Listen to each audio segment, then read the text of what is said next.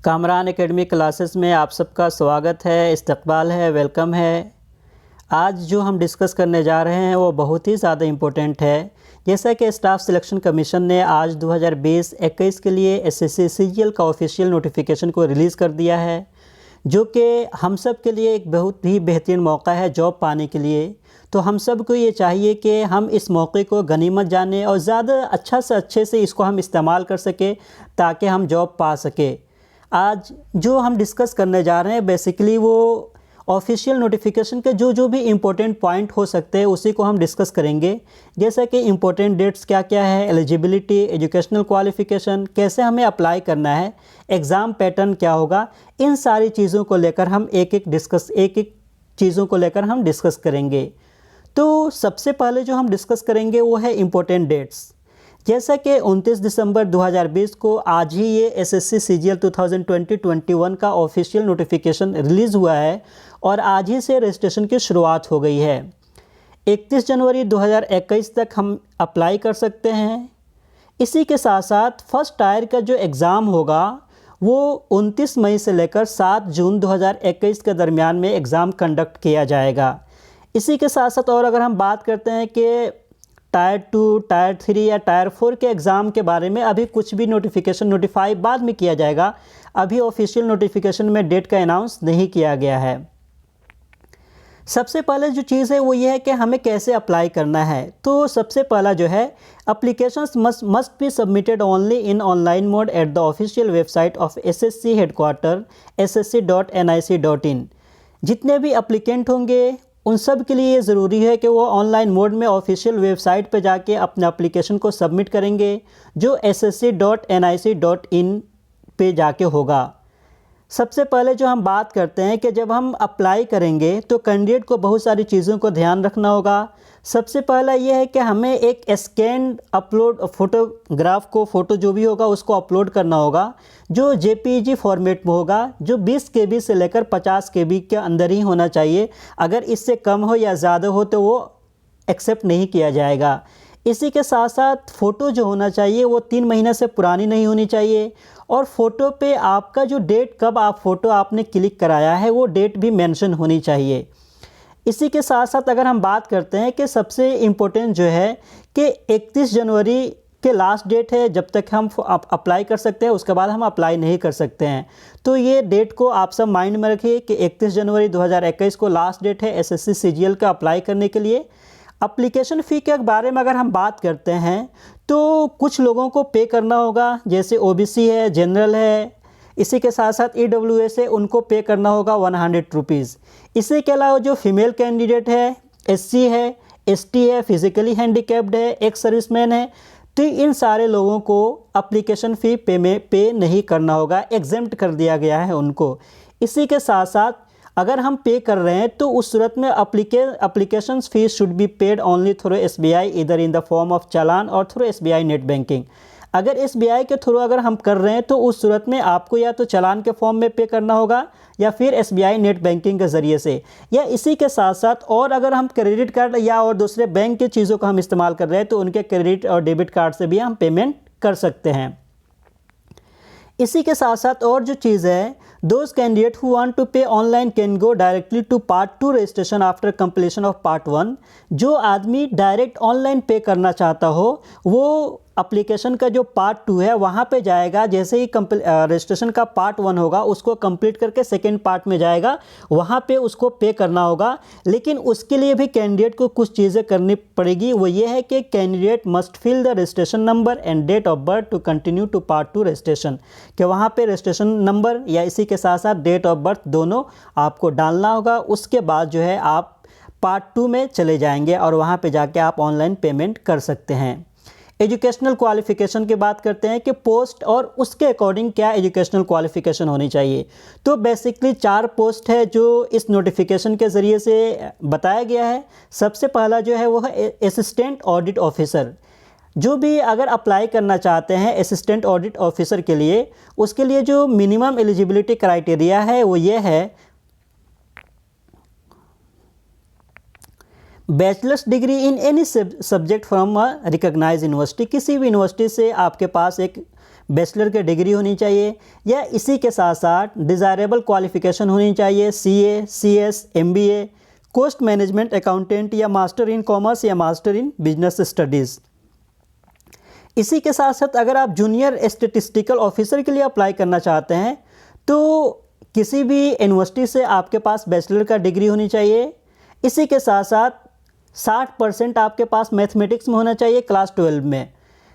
इसी के साथ साथ उसमें एक और जो चीज़ है वो ये है कि bachelors degree in any discipline, लेकिन उसके साथ एक कंपलसरी ये है कि आपने एक स्टेट्स को भी पढ़ा हो as a subject degree level पे। इसी के साथ साथ एक और जो पोस्ट है वो है स्टैटिस्टिकल इन्वेस्टिगेटर ग्रेड 2। बेस्ट उसके लिए क्या क्राइटेरिया है, bachelors degree in any subject with statistics as one of the subject from a recognized university और इंस्टीट्यूट। उसके लिए भी आपके पास बैचलर डिग्री होनी चाहिए, लेकिन साथ में आपको स्टैटिस्टिक्स पढ़ा हुआ होना चाहिए। इसी के साथ साथ the candidate must have studied statistics as a subject in all 3 years of the graduation course. आपका स्टेट 3 साल आप पढ़े हुए होंगे तब जाके आप इसके लिए एलिजिबल होंगे। इसके अलावा और जितने भी पोस्ट है वहाँ पे bachelors degree in any discipline from a recognized university और इक्विवेलेंट, आप किसी भी यूनिवर्सिटी से बैचलर डिग्री या उसके इक्विवेलेंट जो भी यूनिवर्सिटी हो सकते हैं वहाँ से आप बैचलर डिग्री प्राप्त किए हो तो then you are eligible for all other post. उसके बाद अगर हम बात करते हैं कि स्कीम ऑफ द एग्जामिनेशन क्या होंगे, तो SSC CGL selection process will require you to pass through 4 stages in order to be eligible to get the appointment letter of desire post. आपको 4 स्टेजेस से गुजरना होगा, और वो 4 स्टेजेस क्या है उसी को सबसे पहले हम डिस्कस करते हैं। सबसे पहला जो है टायर 1। टायर 1 में क्या है कि ये objective computer based online test होंगे, मल्टीपल चॉइस क्वेश्चन होंगे जो 100 नंबर के होंगे, 100 मार्क्स के होंगे और 100 ही क्वेश्चन होंगे उसमें आपको। सेकेंड टायर में जो होगा objective computer based online test MCQs form में होगा ये भी, लेकिन इसमें क्या है with 2 compulsory papers and 2 other paper for specific post, कि वहाँ पे 2 कंपलसरी पेपर होंगे, या इसी के साथ साथ और भी 2 जो भी पोस्ट के लिए आप अप्लाई कर रहे हैं उसके जो भी स्पेसिफिक 2 पेपर हो सकते हैं वो आपको देना पड़ेगा। इसी के साथ साथ डिस्क्रिप्टिव पेपर भी होंगे इन इंग्लिश इन हिंदी। वहाँ पे आपका रिटन स्किल क्या है, अंडरस्टैंडिंग कितने आप लैंग्वेज की समझ आपके पास कितनी है, उन सारी चीज़ों को डिस्क्रिप्टिव पेपर में देखा जाएगा। Then skill test computer proficiency test as per the post applied, कि जिस पोस्ट के लिए भी आप अप्लाई किए हैं उसके लिए किस किस स्किल का रिक्वायरमेंट है उसी के अकॉर्डिंग स्किल टेस्ट भी होगा, और इसी के साथ साथ डाटा एंट्री स्पीड क्या हो सकता है उसको भी देखा जाएगा। इसी के साथ साथ टायर 3 की अगर हम बात करते हैं, tyre 3 will be a descriptive paper of 100 marks with in 60 minutes in pen and paper mode. इसमें जो है इंटरव्यू नहीं होगा, इंटरव्यू को ख़त्म कर दिया गया है। इसी के साथ साथ स्किल टेस्ट में क्वालिफाइंग का नेचर का होगा, उसका मार्क्स को ऐड नहीं किया जाएगा, सिर्फ ये देखा जाएगा कि हाँ आप क्वालिफाई कर पा रहे हैं या नहीं कर पा रहे हैं। तो ये जब आप चारों फेजेस से गुजर जाएंगे तब आपका फाइनल मेरिट लिस्ट बनकर तैयार होगा। एग्ज़ाम पैटर्न क्या होगा उसको सबसे पहले देखते हैं कि सबसे पहला exam pattern for tyre first. Tyre first की अगर हम बात करते हैं तो उसमें 4 सब्जेक्ट होंगे और चारों सब्जेक्ट को बहुत ही बढ़िया से आपको देखना होगा। सबसे पहला क्या है कि जनरल इंटेलिजेंस एंड रीजनिंग, ये 25 क्वेश्चन होंगे 50 मार्क्स के। एग्ज़ाम का ड्यूरेशन टोटल अगर हम बात करते हैं कि इस तरीके से, अगर सेकेंड जो आपका सब्जेक्ट है वो है जनरल अवेयरनेस जो 25 नंबर का होगा, देन क्वांटिटेटिव एप्टीट्यूड है जो 25 नंबर का है, देन आपका इंग्लिश कंप्रीहेंशन है। तो ये चारों मिलाकर आपके 100 क्वेश्चन हो जाएंगे, मार्क्स 200 हो जाएंगे, और आपको टाइम सिर्फ 60 मिनट दिया जाएगा, यानी कि within 60 minute you have to complete all the 100 questions, कि आपको 100 मिनट में ये 100 क्वेश्चन कंप्लीट करने होंगे जो 200 मार्क्स के होंगे। इसी के साथ साथ जो भी फिज़िकली हैंडीकैप्ड होंगे या जिनको स्क्राइबर की ज़रूरत होगी उनको 20 मिनट एक्स्ट्रा टाइम दिया जाएगा। अब जो है एग्ज़ाम पैटर्न टायर 2 के लिए क्या होगा उसको देखते हैं। सबसे पहले क्या है कि पेपर सब्जेक्ट क्या होगा, इसमें क्वांटिटेटिव एबिलिटीज़ है, नंबर ऑफ़ क्वेश्चन जो होंगे वो 100 होंगे, ठीक है। मैक्सिमम मार्क्स जो होंगे वो 200 के होंगे। इसी के साथ साथ इंग्लिश लैंग्वेज एंड कंप्रीहेंशन 200 के होंगे, ये स्टैटिस्टिक्स 200 के होंगे, general studies and finance and economics ये आपको 200 के होंगे। इसी के साथ साथ इसमें भी जो है आपको 2 घंटा 40 मिनट दिया जाएगा उस कैंडिडेट के लिए जिसको स्क्राइबर की ज़रूरत होगी।